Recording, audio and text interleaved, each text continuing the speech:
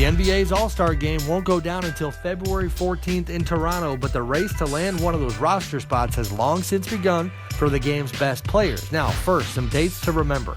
January 14th is going to be the next voting update.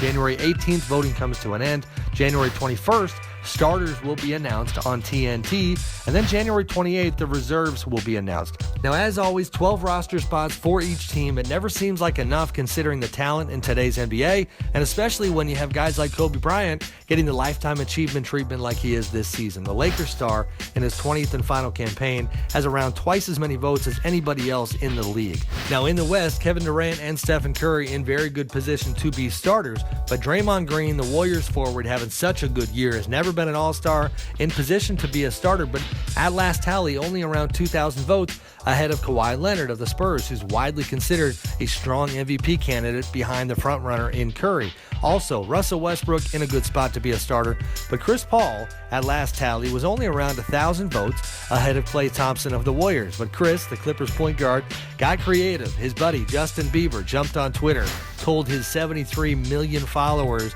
to vote for him for the All-Star Game.